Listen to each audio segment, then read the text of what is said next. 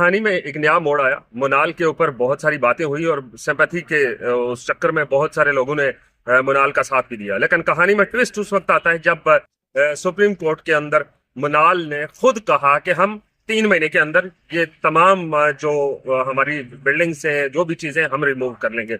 जिशान सैयद ने ये स्टोरी की है। जिशान सैयद, ये बताइएगा कि असल कहानी क्या? बहुत शुक्रिया डॉक्टर साहब। इंटरेस्टिंग बात है कि पाकिस्तान में हम जब भी जो बिजनेसमैन है उनके पीछे कोई ना कोई ब्यूरोक्रेसी लाजमी होती है।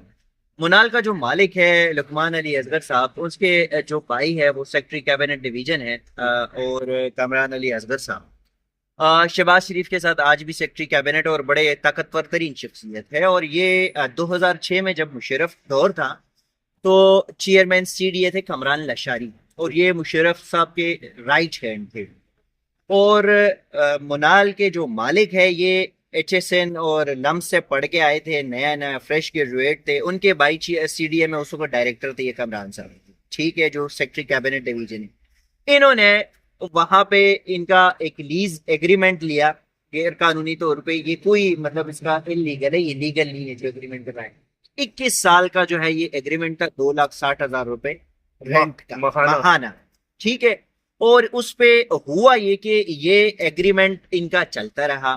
अच्छा, इनको कंस्ट्रक्शन की कोई इजाजत नहीं थी, इनको बस ओपन जगह, इन्होंने वहां पे बड़े शाही महलात बने जो लामोन्टाना है। अच्छा, यहाँ पे एक पॉइंट जो मैं समझना चाहता हूँ, जो लीज एग्रीमेंट था उसमें कंस्ट्रक्शन की कोई इजाजत नहीं, कोई इजाजत, क्योंकि ये नेशनल पार्क है। नेशनल पार्क में आप ढाबा चला सकते हैं, सियोक्स जो है वो, इसको कियोक्स आर्जी तौर पे वो ढाबों की इजाजत है और इसकी license Islamabad wildlife management board देता है, CDA भी नहीं देता।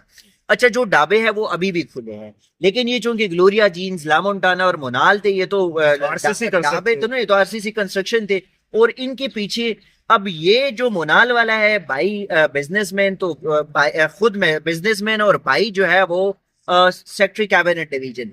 जो लामोन्टाना जिसने किया वो, उनको इंटरेस्टिंग बात यह है कि वो भी उनको जो है वो ढाबे की इजाजत मिली थी, होटल की या इस तरह की RCC कंस्ट्रक्शन की इजाजत। और वो बंदा पाकिस्तान पीपल्स पार्टी से उनका ताल्लुक था, पीर मजहर उल हक उनका नाम है। और उनके एक भाई भी यहाँ पे जो गजेटेड डॉक्यूमेंट्स होते हैं पाकिस्तान प्रिंटिंग कॉर्पोरेशन में, उसका DG था, ठीक है। तो ये दोनों उसके बाद उसने भेज दिए। अब इंटरेस्टिंग बात यह है कि जब इस्लामाबाद हाई कोर्ट में भी एक केस चला था, इनका एग्रीमेंट होना था खत्म 2021 में। 2021 है। आपको मैं एक और इंटरेस्टिंग बात बताऊं, 2016 में नवाज शरीफ जब वजीर आजम थे ना, ये जो कहते हैं कि हम एस्टैब्लिशमेंट की नहीं और हम जमहूरी लोग हैं, ये लोग 2016 में इसी मारगला की, ये जो हमारे सामने नजर आ रहे, इसी मरगला की 8,000 एकड़ जमीन नवाज शरीफ ने विदाउट किसी काबीना से पूछ के आर्मी को दे दी है। जब वो 8,000 एकड़ जमीन उनको दे दी तो आर्मी ने उनको कहा कि भाईजान ये तो साड़ी जमीन है, तू एड कटो अपना रेंट शेंट। उसके बाद मोनाल के मालिक ने कोर्ट में केस किया कि ये मोनाल CDA ने हमसे तनख्वाही लिए, रेंट लिया, ये घर का नहीं है, हमें वापस कराओ। वो उस पे कहानी मुक गई। आगे नेशनल पार्क की कंस्ट्रक्शन और Islamabad wildlife management board भी आ गया, उसमें और भी बड़े एनवायरमेंटलिस्ट आ गए। ऑल दो कहानी लंबी नहीं लेके जाते, सुप्रीम कोर्ट में मामला आ गया। चीफ जस्टिस हुआ करते थे उस वक्त काजी फाइजीसा, उसके साथ जस्टिस जमाल मंदुखिल और जस्टिस नईम अख्तर अफगान पर मुश्तमिल 3 रुकनी बेंच ने समाअत की।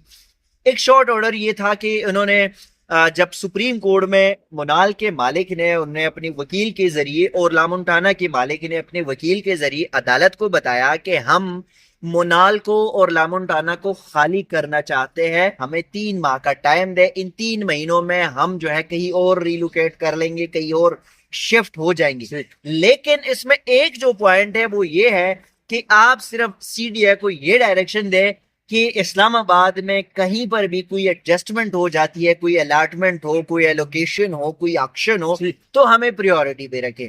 अब सुप्रीम कोर्ट के उस बेंच ने इन तीनों CDA चेयरमैन को कहा कि आप अपना इसको देख लो और इसको प्रायोरिटाइज कर ले। सुप्रीम कोर्ट मतलब कि अगर CDA की जानब से कोई जगह उनको ऑक्शन की जाती है तो पहले जो तरजीहात है उनमें रखा जाए, ये बुनियादों पर ये लोग रहे। बेशक मैं आप कंपटीशन में थे, हम बाद में पीछे हट जाते, लेकिन पहले उनको देना था, इन 2 मालकान को, मोनाल और लामोन्टाना की।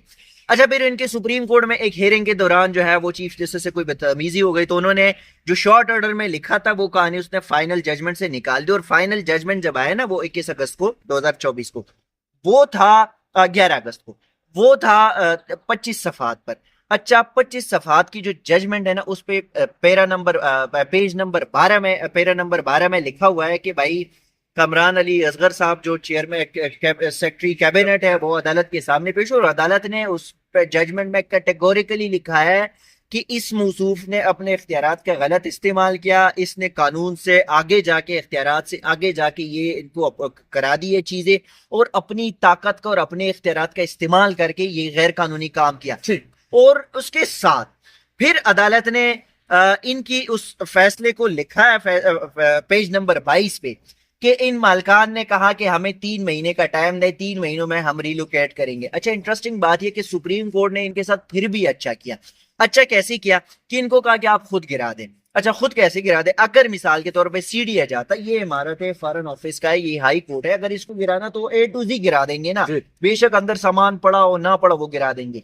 इन्होंने खुद गिराया। खुद गिराने का मतलब है कि अंदर वॉशरूम से कमोड तक निकाले गए, सिंक तक निकाले गए, बिजली के तारों तक निकाले गए, खिड़कियों से शीशे, खिड़के, दरवाजे उतरवा के जो वैसे ढांचा खड़ा हो गया ना, उसको बाद में गिराया। उसको गिराया गया और उसके बाद इन्होंने सिंपैथी लेने के लिए मीडिया हर जगह पे रोला डाला कि जी हमें हम हमारा लाखों करोड़ों रुपए का नुकसान है। इंटरेस्टिंग बात, डायनो वैली किसकी है पता है? किसकी है? मोनाल वालों की है। अच्छा, एशियन ऑक्स किसका है पता है?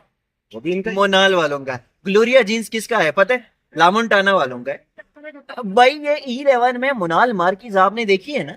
E11 में कितने मोनाल मार्कीज है? रावलपिंडी में है, पेशावर में है, लाहौर गुलबर्ग में है। फिर ये ड्रामा क्यों? ये ड्रामा क्यों कि 1100-1500 मुलाजमीन हमारे 1500 ने टोटल 250 से 300 मुलाजमीन थे। और इंटरेस्टिंग बात यह कि जिन्होंने प्रोपेगेंडा शुरू किया ना, उस प्रोपेगेंडे को मैं आपको बताऊं, इन्होंने जहां जहां भी प्रेस कॉन्फ्रेंस किया है, जहां जहां गए ना, टोटल इनकी 30 से 40 बंदे गए, वो 300, 250-300 बंदा कोई जगह कहीं भी नहीं। अच्छा, यहाँ पे एक चीज मैं भी ऐड कर दूं। यहाँ पे पिछले कुछ तकरीबन ये कह सकते हैं कि 3 महीने से कुछ लोग एहतजाज करते नजर आ रहे हैं, जो कह रहे हैं कि हम यहाँ के मकामी आबादी से ताल्लुक रखते हैं और हमारे बहुत सारे लोगों के घर चलते थे, गरीब थे, बेवा थी, जो भी था उनको वो खिदमत खातर करते थे, सब कहानियां थी। इसके पीछे क्या मुनाल हो सकता है? यार वो जो बंदे ने आपको एक और इंटरेस्टिंग बात बताओ, वो जो कुछ है ना, जो वहां पे लोगों को इंटरव्यू वगैरह किया है, उसमें लोग पता है कहाँ के? लोकल नहीं है, कोई पिंडी का है, कोई कहीं पिंडी के उस तरफ का है, कोई इस तरफ का है, अच्छा। कोई इस्लामाबाद का है। वो एहतजाजियों में भी किसी दिन जाके आप पूछे ना, हाँ। तो वो ऊपर किसी तलाड़ और गुगीना गांव का नहीं है, हाँ। वो पिंडी के है। अच्छा, यहाँ पे रायना सईद सत्ती की एंट्री जो है वो क्या है, वो कहाँ है? असल में मैं आपको एक और बात बताऊं, रायना सईद खान जो है, रायना सईद खान ये इसलिए इनको चुभती थी।